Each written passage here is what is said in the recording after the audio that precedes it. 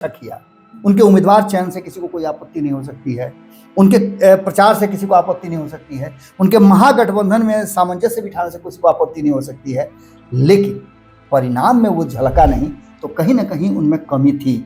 और ये निश्चित रूप से एक बड़ा झटका है कि अभी तेजस्वी यादव में भीतर ही भीतर क्या हो रहा है, क्या वो कनेक्शन अपने लोगों के पास कर रहे हैं कि नहीं कर रहे हैं, क्या आम जनता के पास जो अंतिम पंक्ति के उनके कार्यकर्ता हैं वहां पहुंच रहे हैं कि नहीं पहुंच रहे हैं। ये सबसे महत्वपूर्ण है कि बिहार में त्रिकोणीय चुनाव हुआ, उपचुनाव में इतना एग्रेसिव वोटिंग हुआ, 50% से ज़्यादा वोट होना उपचुनाव में, इस बात की तरफ इशारा करता है कि बिहार के लोगों में राजनीतिक भूख जगी है, और ये भूख कहीं ना कहीं प्रशांत किशोर ने जगाया है।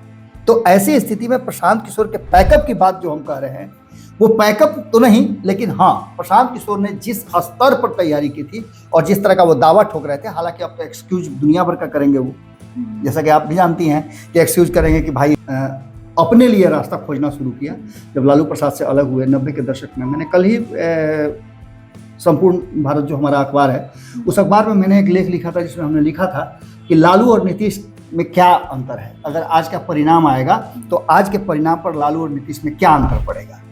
तो उस अंतर की बात यहाँ बहुत बारीकी से स्पष्ट होती है कि अपने किताब रायसीना हिल्स में लालू प्रसाद ने कई बार चर्चा किया है कि नीतीश महत्वाकांक्षी हैं, लेकिन 1990 में उन्होंने उनका जबरदस्त मदद किया था। उसके बाद नीतीश कुमार जब एनडीए के साथ गए हैं तो पीछे मुड़ करके उन्होंने नहीं देखा है, चाहे वो अटल अडवाणी के साथ का समय हो या फिर नरेंद्र मोदी शुरुआती दौर। जो सोचता है वो करता है, आपके अपने सपनों का आशियाना। नमस्कार, मैं ईशा सिंह भारत लाइव की खास शो रातों रात में आपका स्वागत करती हूँ। तो कल जो रिजल्ट आई है इलेक्शन को लेके, तो आज मैं चर्चा करूंगी बाबा के साथ। तो बाबा, कल जो इलेक्शन की रिजल्ट आई है, तो आज जो राजनीति में क्या असर पड़ेगी, तो आपका क्या कहना है? देखिए ईशा, लंबे समय से इंतजार हो रहा था, पिछले 10 दिनों से लगातार इंतजार बिहार के लोग कर रहे थे कि 13 तारीख को जो वोट उन्होंने डाला है वो किसके पक्ष में गया है। हालांकि आपको पता है कि हम 13 तारीख से ही या उससे पहले से ही बहुत सारी चीज़ों को बता रहे थे कि ये चुनाव जो है वो 2025 के चुनाव को लेकर के बहुत अहम चुनाव है। इस चुनाव में ये तय होना है कि प्रशांत किशोर की क्या स्थिति है, इस चुनाव में तय होना है कि नीतीश कुमार की क्या स्थिति रहेगी, इस चुनाव में ये भी तय होना है कि भारतीय जनता पार्टी का क्या एग्रेशन रहेगा इस चुनाव में। इसके अलावे कई लोगों के भविष्य तय होने थे, कई नई पार्टियां हैं जो इंतजार कर रही थी कि प्रशांत किशोर का क्या होगा, तो उस पर अपना वो अगला स्टेप बनाएंगे। इसके अलावे आपको पता है कि नीतीश कुमार को लेकर के कई तरह की भ्रांतियां फैली हुई थी, रहेंगे नहीं रहेंगे क्या करेंगे, लेकिन नीतीश कुमार ने ये दिखाया कि उनमें अभी भी बहुत राजनीति बची हुई है और 4 सीटों पे एनडीए को उन्होंने जीत दर्ज कराई। इसके बाद आपने देखा कि भारतीय जनता पार्टी ने भी बेहतर प्रदर्शन किया, खास करके अगर बिहार से बाहर की भी बात करें तो भारतीय जनता पार्टी का प्रदर्शन अगर झारखंड को छोड़ दे तो बेहतर हुआ है। वहीं चिराग पासवान भी इस लाइन में अपनी जो उपयोगिता है उसको प्रमाणित किए हैं। उपेंद्र कुशवाहा की बात करें, जीतन राम मांझी की बात करें, एनडीए के जो घटक दल के नेता हैं उन लोगों का प्रदर्शन बेहतर हुआ है और कंबाइंड एफर्ट लगा है। हम बार बार ये कह रहे थे कि बिखरे हुए नजर आ रहे हैं, लेकिन जमीन पे जो काम हुआ है उसका ये परिणाम है और इस परिणाम के बाद आगे भी बहुत कुछ होना बाकी है। बाबा, एक प्रश्न था कि क्या तेजस्वी प्रशांत का पैकअप हो गया है? देखिए साहब, हालांकि थोड़ा जल्दबाजी जरूर होगा, लेकिन अक्सर आपने देखा होगा कि जब किसी भी चुनाव के परिणाम आते हैं और राजनीतिक दल के नेताओं के बेहतर रिजल्ट नहीं होते हैं, मेहनत करने के बाद भी अगर सफल नहीं हो पाते हैं, जैसा कि हम 2019 के चुनाव की बात कर रहे हैं। 2019 के लोकसभा चुनाव में आपने देखा होगा कि जब इतना मेहनत किया था तेजस्वी यादव ने कि हम सभी उनकी मेहनत से काफी प्रभावित हुए थे। अकेले दम पर उन्होंने नरेंद्र मोदी से, नीतीश कुमार से, चिराग पासवान से सबसे लड़ाई ली थी, लेकिन शून्य पर बोल्ड हुए थे और उसके बाद लंबे समय तक छुट्टी पर चले गए थे। इसके बाद 2020 का चुनाव आया, वहां भी उन्होंने खूब मेहनत किया, लेकिन जगह पर नहीं पहुंच पाए, मुख्यमंत्री की कुर्सी तक पहुंचते पहुंचते रह गए। इसके अलावा और कई उपचुनाव हुए हैं जिसमें भी उनका प्रदर्शन हुआ है, लेकिन एक ही सीट अब तक उनको प्राप्त हो पाई है। ये 4 सीट तेजस्वी यादव के लिए बहुत जरूरी था, क्योंकि इनमें से 3 सीटें जो है 4 में से वो महागठबंधन के पास थी और उसको अगर बरकरार रख लेते, वो हम जीतने की बात नहीं कर रहे हैं, हम चारों की बात नहीं कर रहे हैं, दावा तो चारों का कर रहे थे, लेकिन इन 3 सीटों को बरकरार रख लेते तो एक बात होता कि नहीं, तेजस्वी यादव ने महागठबंधन को सामंजस्य बिठा करके बेहतर प्रदर्शन किया है। लेकिन वो अपनी सीट तो गंवाए, इसके साथ साथ जो बिहार की राजनीति में उनके प्रति लोगों का सोच बन रहा था, एक वर्ग जो है वो खास करके उनको सोच रहा था, एम वाई समीकरण टूटता हुआ नजर आया। तो निश्चित रूप से ये कहा जा सकता है कि एक बिंदु पर आकर के तेजस्वी यादव ने सब कुछ अच्छा किया। उनके उम्मीदवार चयन से किसी को कोई आपत्ति नहीं हो सकती है, उनके प्रचार से किसी को आपत्ति नहीं हो सकती है, उनके महागठबंधन में सामंजस्य बिठाने से किसी को आपत्ति नहीं हो सकती है, लेकिन परिणाम में वो झलका नहीं, तो कहीं ना कहीं उनमें कमी थी। और ये निश्चित रूप से एक बड़ा झटका है कि अभी तेजस्वी यादव में भीतर ही भीतर क्या हो रहा है, क्या वो कनेक्शन अपने लोगों के पास कर रहे हैं कि नहीं कर रहे हैं, क्या आम जनता के पास जो अंतिम पंक्ति के उनके कार्यकर्ता हैं वहां पहुंच रहे हैं कि नहीं पहुंच रहे हैं, ये सबसे महत्वपूर्ण बात है। और ये देख करके लगता है कि कहीं ना कहीं इस चुनाव में तो पैकअप हो गया है। 2025 में भी संभावना है कि जो यहाँ का परिणाम है उससे बहुत कुछ नहीं होगा अगर तेजस्वी यादव इसी रास्ते पर चलते हैं तो। दूसरा आपका सवाल था प्रशांत किशोर के बारे में। देखिए, प्रशांत किशोर ने बहुत ही बोल्ड फैसला लिया है। जब इस परिणाम के बाद प्रशांत किशोर प्रेस से बात कर रहे थे तो हमारे रिपोर्टर्स ने कई सवाल उन पर डाले और सभी सवाल का उन्होंने बड़ा संयमित होकर के जवाब दिया। प्रशांत किशोर इस रेस के लिए नहीं, वो अगले रेस की तैयारी कर रहे हैं। उनको ये पता है कि इस चुनाव में अगर वो अंतर पैदा किए हैं। देखिए, पहली बार ईशा देखने को मिला कि बिहार में त्रिकोणीय चुनाव हुआ, उपचुनाव में इतना एग्रेसिव वोटिंग हुआ, 50% से ज्यादा वोट होना उपचुनाव में, इस बात की तरफ इशारा करता है कि बिहार के लोगों में राजनीतिक भूख जगी है और ये भूख कहीं ना कहीं प्रशांत किशोर ने जगाया है। तो ऐसी स्थिति में प्रशांत किशोर के पैकअप की बात जो हम कह रहे हैं, वो पैकअप तो नहीं, लेकिन हाँ, प्रशांत किशोर ने जिस स्तर पर तैयारी की थी और जिस तरह का वो दावा ठोक रहे थे, हालांकि अब तो एक्सक्यूज दुनिया भर का करेंगे वो, जैसा कि आप भी जानती हैं कि एक्सक्यूज करेंगे कि भाई हम तो नया नया पार्टी थे, जो कि उन्होंने किया भी अपने प्रेस कॉन्फ्रेंस में। लेकिन इन सब के बावजूद उनका 10% वोट आना इस बात की तरफ इशारा जरूर करता है कि एनडीए और इंडिया गठबंधन के बीच में प्रशांत किशोर ने एक तीसरा एंगल पैदा जरूर कर दिया है। और ये एंगल 2025 के चुनाव में अभी बहुत समय है उनके पास। ये समय जो नीतीश कुमार बार बार सोच रहे थे कि प्रशांत किशोर को अधिक समय मिला तो बेहतर प्रदर्शन कर सकते हैं, तो वो समय प्रशांत किशोर को अब मिलने जा रहा है, क्योंकि निश्चिंत होंगे नीतीश कुमार भी, निश्चिंत होगी भाजपा भी और एनडीए भी कि हमारे पास जीतने का जो आंकड़ा है वो है। तो निश्चिंत लोग, आप जानती हैं कि झटका खाते हैं। वो खरहा और कछुए वाली कहानी तो सबको पता है कि खरहा जो है बड़ी तेजी से गया, देखा कि अरे ये तो बहुत पीछे है, तो कहा कि आराम करने लगा और कछुआ अपनी मंद गति से चलता चलता जगह पर पहुंच गया था। तो यहाँ से सबके लिए अलार्म है, भारतीय जनता पार्टी और एनडीए के लिए, नीतीश कुमार के लिए, चिराग पासवान के लिए अलार्म है कि ये आगे 2025 की तैयारी जो है और मजबूती से करें, क्योंकि झटका लगने के बाद उनका ये रिजल्ट हुआ है। अभी 2024 के चुनाव में यही वो क्षेत्र है जिस क्षेत्र ने उनको नकार दिया था, एक बार फिर से एक्सेप्ट किया है, तो उनके लिए और मजबूत तैयारी करने की जरूरत है। तो वहीं तेजस्वी यादव के लिए मेहनत की जरूरत है, तभी उनका पैकअप रुकेगा। और प्रशांत किशोर के लिए तो आप समझ ही रहे हैं कि बाबा, मेरा दूसरा प्रश्न भी था आपसे कि हिट है क्या, हिट है नीतीश और मोदी की बिल? देखिए, नीतीश और मोदी की जोड़ी जो है वो काफी चर्चित है। जब आपको याद होगा कि एक 1994-95 में जब नीतीश कुमार ने अपने लिए रास्ता खोजना शुरू किया, जब लालू प्रसाद से अलग हुए 90 के दशक में, मैंने कल ही संपूर्ण भारत जो हमारा अखबार है, उस अखबार में मैंने एक लेख लिखा था जिसमें हमने लिखा था कि लालू और नीतीश में क्या अंतर है। अगर आज का परिणाम आएगा तो आज के परिणाम पर लालू और नीतीश में क्या अंतर पड़ेगा। तो उस अंतर की बात यहाँ बहुत बारीकी से स्पष्ट होती है कि अपने किताब रायसीना हिल्स में लालू प्रसाद ने कई बार चर्चा किया है कि नीतीश महत्वाकांक्षी हैं, लेकिन 1990 में उन्होंने उनका जबरदस्त मदद किया था। उसके बाद नीतीश कुमार जब एनडीए के साथ गए हैं तो पीछे मुड़ करके उन्होंने नहीं देखा है, चाहे वो अटल आडवाणी के साथ का समय हो या फिर नरेंद्र मोदी, शुरुआती दौर की मैं बात नहीं कर रहा हूं, 2013 में नरेंद्र मोदी से उनको खासा एलर्जी था। कभी नरेंद्र मोदी को गुजरात में बने रहने के लिए उन्होंने आडवाणी और इनसे अटल बिहारी वाजपेयी से भी रिक्वेस्ट किया था, आग्रह किया था कि इनको बने रहने दीजिए, ये बच्चा अच्छा काम कर रहे हैं। जबकि वहीं आपको पता है कि रामविलास पासवान ने मंत्रिमंडल से इस्तीफा दे दिया था गुजरात में जो कांड हुआ था उसको लेकर के। तो ऐसी स्थिति में जो वर्तमान एक नया नेक्सस बना है जिसमें अटल आडवाणी के बाद जो भाजपा में एक नया ग्रुप उभरा है, जिसमें आपने देखा होगा मोदी और शाह का ग्रुप है, उसमें अगर नीतीश कुमार का जोड़न पड़ जाता है तो वो और मजबूत हो जाता है और इन दोनों का मेल लगातार आपको बेहतर प्रदर्शन करता हुआ दिखाई देगा। 2014 की बात छोड़ दीजिए, उसके बाद से अब 2015 की बात भी छोड़ दीजिए, दोनों साथ में नहीं थे। नीतीश कुमार का स्थिति क्या हुआ मोदी के साथ नहीं रहने का? मात्र 2 सीट पर आए थे 2014 में।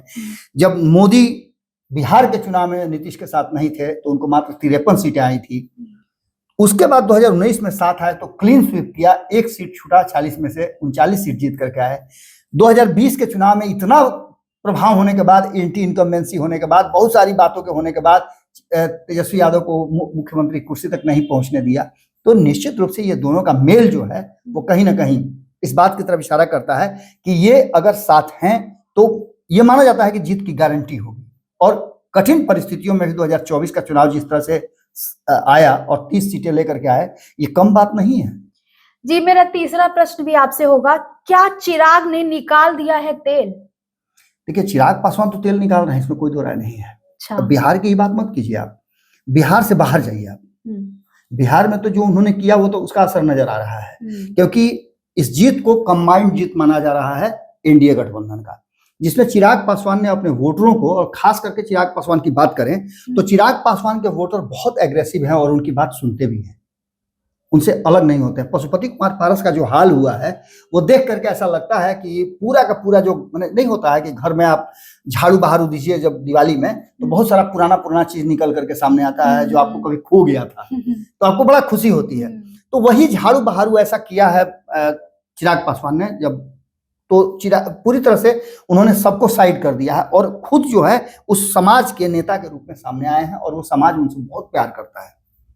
यही कारण है कि आपने महाराष्ट्र में भी देखा होगा कि एनडीए गठबंधन के एकमात्र नेता हैं जिनको बुलाया गया था, जबकि कुशवाहा समाज भी वहां ज्यादा है, कुर्मी समाज के नेता वहां ज्यादा है, लेकिन नीतीश कुमार और उपेंद्र कुशवाहा क्यों नहीं बुलाया गया?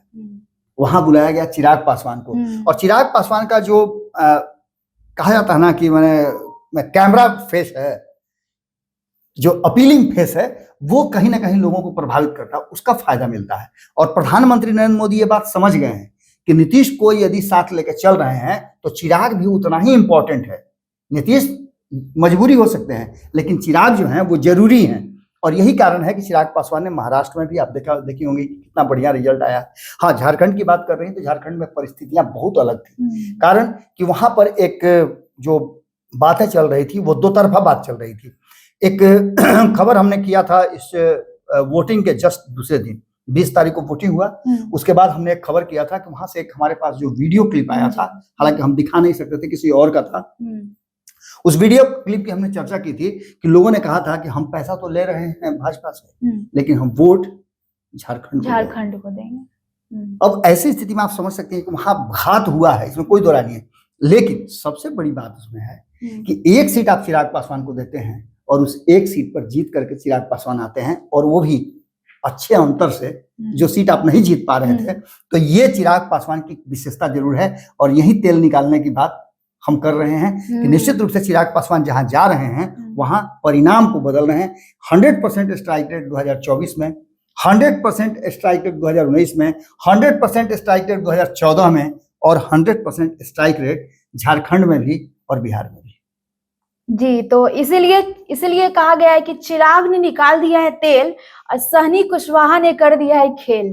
तो बाबा का कहने का मतलब कुछ ऐसा ही था। देखिए, जहां तक सहनी और कुशवाहा के खेल की बात आप कर रही हैं, तो ये आपको समझना पड़ेगा कि अचानक से ये जो स्प्लिट हुआ है ये क्यों हुआ है। हमारे पास कुछ आंकड़े हैं। सबसे पहले हम तरारी पहुंचते हैं तो यहाँ आपको अंतर नजर आया होगा। ये वही क्षेत्र है जहां से उपेंद्र कुशवाहा हार करके आए थे, ये वही क्षेत्र है जब आरा से सटे हुए हैं, आरा में भारतीय जनता पार्टी हार गई है। ये वही क्षेत्र है जहां औरंगाबाद से सटा हुआ है, औरंगाबाद हार गए थे। अब जहानाबाद से सटा हुआ है, अब जहानाबाद हार गए थे। इसका मतलब क्या था कि यहाँ पर सामंजस्य की कमी थी, और ये बातें उपेंद्र कुशवाहा ने अपने चुनाव के जस्ट बाद कहा था कि हमारा सामंजस्य यहाँ ठीक नहीं था, हमने जो चाहिए था वो यहाँ प्रदर्शन नहीं किया, एकजुटता दिखी नहीं, और इसके कारण हमारी यहाँ हार हुई है। अब ये सारी बातें घुमा फिरा करके इस तरफ आती है कि इस चुनाव में इसको दूर किया गया, और उपेंद्र कुशवाहा ने अपनी यात्रा की शुरुआत इसी क्षेत्रों से की है। ये जो हारने वाला क्षेत्र था लोकसभा में, उसी क्षेत्र से अपनी यात्रा की शुरुआत की, तो निश्चित रूप से कुशवाहा का वहां इम्पैक्ट हुआ है। वहीं दूसरी तरफ आपको बता दें कि हरीश सहनी को एक कमान मिला है। हरीश सहनी को खास करके अति पिछड़ा समाज का जो ये सहनी समाज है, जिसको कहा जाता है कि मुकेश सहनी तो कहते हैं कि ये 14% है, लेकिन जो देखने में मिलता है अलग अलग को जोड़ के देखा जाए तो 12-13% है, इसमें कोई दो राय नहीं है। और इसको सबको जोड़ करके अगर हरीश सहनी, चूंकि हरीश सहनी के बारे में जानती हैं, बात कहा जाता है मुकेश सहनी अपने समाज के लिए समर्पित जरूर है, लेकिन हरीश सहनी जिस रास्ते से लोगों को अपने साथ जोड़ते हैं वो बड़ा अजीब है। मैंने कई लोगों से बात किया, उनकी कई मीटिंग्स मैंने देखी है, कई सभाएं देखी हैं, और लोगों से बात करते हैं तब भी आप देखिएगा, आप लोग रिपोर्टिंग में जाती हैं, जो भी उनसे बयान लिए होंगे वो देखते होंगे अध्यात्म की तरफ उनका झुकाव ज्यादा है, और ये वो रास्ता है जहां लोगों को मुरीद बना लेता है। अभी अगर कहीं आप देखिएगा हनुमान चालीसा होने लगेगा तो लोग उस पर अटैच हो जाते हैं। आप किसी मंदिर के बगल से जाइए तो ऑटोमेटिक आपका सर झुक जाता है। तो अध्यात्म से जोड़ करके अगर अपने समाज को उस जगह पर ले आए, और अपने भी आध्यात्मिक हैं, इसका फायदा कहीं ना कहीं भारतीय जनता पार्टी को मिल रहा है, क्योंकि भारतीय जनता पार्टी का जो नॉर्म्स है वो अध्यात्म से जुड़ा हुआ है, हिंदुत्व से जुड़ा हुआ है, धर्म से जुड़ा हुआ है, कर्म से जुड़ा हुआ है।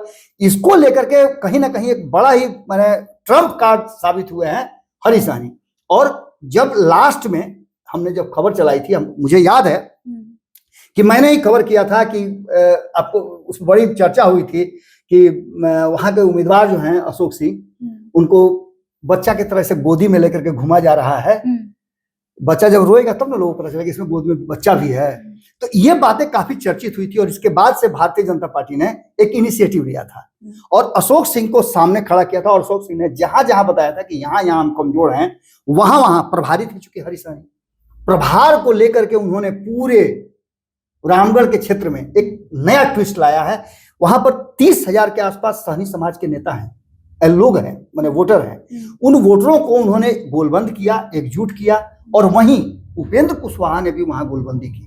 आज जो आप चारों सीटों पे क्लीन स्वीप देख रही हैं एनडीए गठबंधन का, उसके पीछे का कारण कुशवाहा समाज को,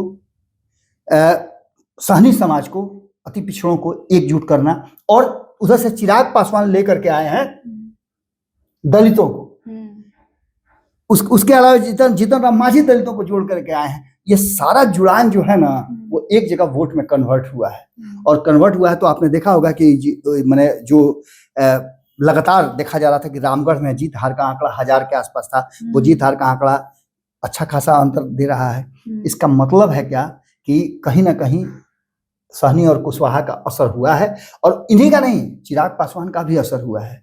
उन्होंने तो पहले ही बताया कि तेल निकाल दिया है। ये सारा कुछ मिला जुला करके ये पहला ऐसा अवसर है जब ये 5 पांडव मिल करके एक साथ आए हैं।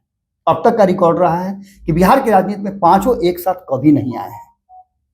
तो निश्चित रूप से ये पांचों अगर एक साथ रह जाते हैं तो आने वाले 2025 के चुनाव में जो विधानसभा का होगा, उसके लिए भी जो स्ट्रेटजी बनाई जा रही है वो काफी कारगर सिद्ध होती हुई नजर आ रही है।